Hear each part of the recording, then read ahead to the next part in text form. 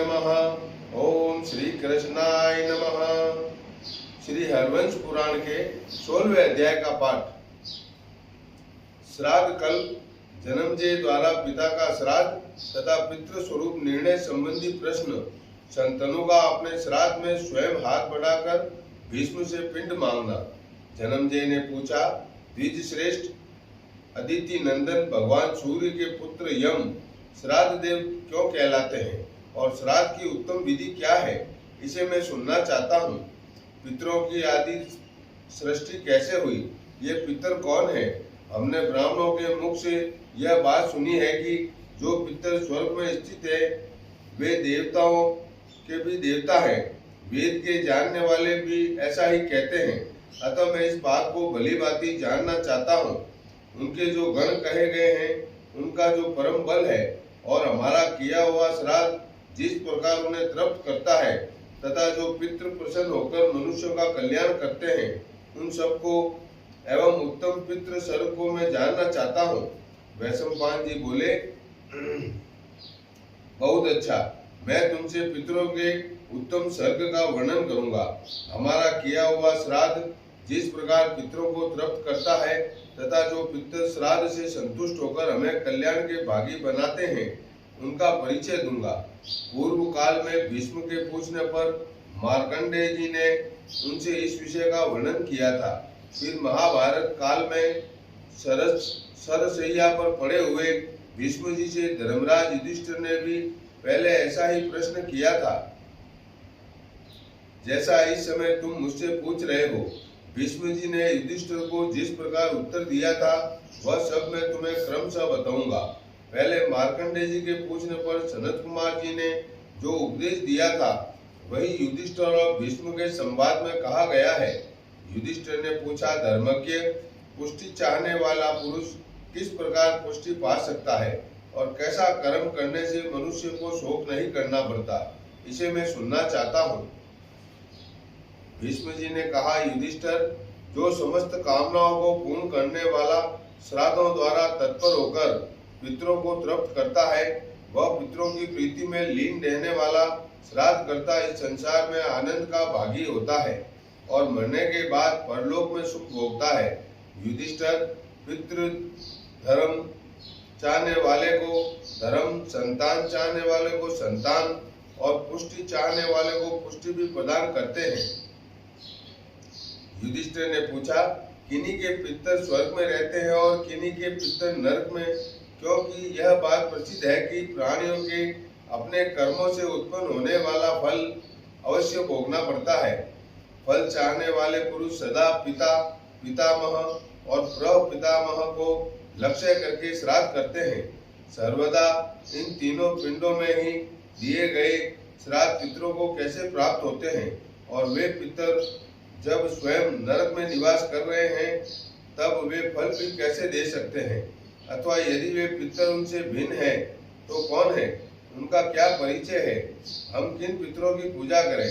हमने सुना है कि स्वर्ग में रहने वाले देवता भी पितरों का पूजन करते हैं। महाधूते, इन सब बातों को मैं विस्तार पूर्वक सुनना चाहता हूँ। पितरों के निमित्त किया हुआ श्राद्ध किस प्रकार प्राणियों का उद्धार करता है, इस कथा का आप वर्णन कीजिए, क्योंकि आपकी बुद्धि अथाह है। भीष्म जी ने कहा, शत्रुमर्दन, हम लोग जिनकी पूजा करते हैं इस विषय को जैसे मैंने सुना है वह सब तुमसे कहूँगा। जो अन्य पिता, पितामह आदि से भिन्न पितर हैं, इस विषय में मेरे परलोकवासी पिता ने भी गाथा गाई है।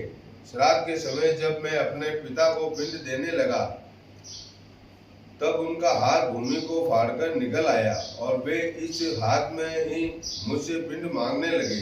उनका बाजूबंद आदि हाथ के आभूषणों से विभूषित और लाल लाल अंगुलियों वाला वह हाथ वैसे ही था जैसे मैंने पहले जीवित अवस्था में देखा था।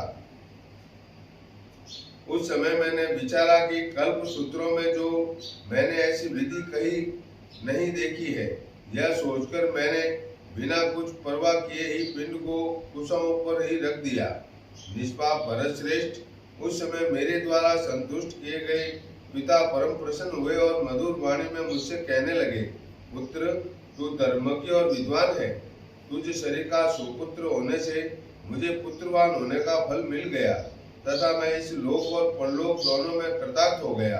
दृढ़ता पूर्वक ब्रह्मचारी व्रत का पालन करने वाले निष्पाप भीष्म, धर्म में लोगों की आस्था दृढ़ करने के लिए ही मैंने यह तेरी परीक्षा ली है। धर्म की रक्षा करने वाले को जैसे धर्म का चौथाई फल मिलता है, इसी प्रकार धर्म की रक्षा न करने वाला मूढ़ मनुष्य पाप के चौथाई फल को पाता है। धर्म विषयक आचार में राजा जिस बात को प्रमाणिक बता देता है, प्रजा उस प्रमाणभूत राजा के आचरण का अनुकरण करती है। भरत श्रेष्ठ, तूने सनातन वैदिक धर्म को ही माना है, इसीलिए मैं तुझ पर बहुत ही प्रसन्न हुआ हूँ। अब इस प्रसन्नता के कारण मैं तुम्हें श्रेष्ठ वर देना चाहता हूँ। तू तीनों लोकों में दुर्लभ वर को ग्रहण कर। तू जब तक जीवित रहना चाहेगा तब तक तुझ पर मृत्यु का प्रभाव न होगा। तेरी आज्ञा पाने पर ही तुझ पर मृत्यु प्रभाव डाल सकेगी। भरत श्रेष्ठ, और जो बात तेरे मन में हो उसे बता। मैं तुझे तेरी प्रार्थना के अनुसार और कौन सा उत्तम वर दूं।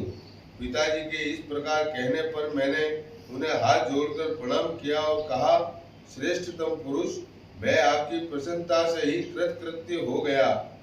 महादूते, यदि मैं इससे भी अधिक आपके अनुग्रह का पात्र हूँ तो मैं आपके मुख से एक प्रश्न का उत्तर सुनना चाहता हूँ। तब उन धर्मात्मा ने मुझसे कहा, भीष्म, बता, तुम मुझसे क्या पूछना चाहता है। भारत, तुम मुझसे जो कुछ पूछेगा मैं तेरे उस संदेह को दूर करूंगा। तब मैंने वहां अदृश्य होकर खड़े और पुण्यात्माओं के लोकों में पहुंचे हुए अपने पिता से कौतूहल में भरकर पूछा। भीष्म ने पूछा, पिताजी, पितृगण देवताओं के भी देवता सुने जाते हैं। देवता ही पितृ हैं या दोनों भिन्न भिन्न हैं? हम किनकी पूजा करें? तात, दूसरे लोकों में गए हुए पितरों को हमारा दिया हुआ श्राद्ध कैसे तृप्त करता है और श्राद्ध का क्या फल है? देवता, दानव और मनुष्य तथा यक्ष, नाग, गंधर्व, किन्नर और महासर्प आदि किसकी पूजा करते हैं? धर्मज्ञ, इस विषय में मुझे बड़ा कौतूहल और संदेह है, अतः आप इसका मुझसे वर्णन कीजिए, क्योंकि मेरे विचार से आप सर्वज्ञ हैं। भीष्म के इस वचन को सुनकर पिता शंतनु बोले। शंतनु जी ने कहा, भारत, जो बात तू मुझसे पूछता है उसे मैं संक्षेप से कहता हूँ। निष्पाप पितृ जिस प्रकार उत्पन्न हुए हैं और उनको अन्न आदि देने से जो फल मिलता है, श्राद्ध में पितरों के कारण जो अर्थात जिनके ये कार्य हैं, उनको तू सावधान होकर सुन। तात, स्वर्ग में स्थित पितृ देवता आदि देव ब्रह्मा जी के पुत्र हैं। देवता, असुर, मनुष्य, यक्ष, नाग, गंधर्व, किन्नर और महासर्प आदि उनकी ही पूजा करते हैं। वे श्राद्धों में तृप्त किए जाने पर देवताओं और गंधर्वों सहित जगत को तृप्त करते हैं। यह वेद अथवा ब्रह्मा जी का अनुशासन है। महाभाग, तू आलस्य रहित होकर श्रेष्ठ श्राद्धों द्वारा उन पितरों का यजन कर, तब वे सब कामनाओं का फल देने वाले पितर तेरा कल्याण करेंगे। भारत, यदि तू नाम, गोत्र आदि का उच्चारण करके उनकी आराधना करेगा तो वे पितर हमें और हमारे स्वर्गीय पितरों को भी तृप्त करेंगे और बाकी सब बातों को मार्कंडेय जी तुझसे कहेंगे। भारत, वे पितृ भक्त और आत्मज्ञान से परिपूर्ण है। आज ये मेरे ऊपर अनुग्रह करने के लिए ही श्राद्ध में आए हैं, अतः इन महाभाग्यवान मार्कंडेय जी से ही तू इन प्रश्नों को पूछ। इतना कहकर शंतनु जी अंतर ध्यान हो गए। इस प्रकार श्री महाभारत खिल भाग हरिवंश के अंतर्गत हरिवंश पर्व में श्राद्ध कल्प विषय 16वां अध्याय पूरा हुआ। श्री कृष्ण गोविंद हरे मुरारी, हे नाथ नारायण वासुदेवा, श्री कृष्णाय नमः।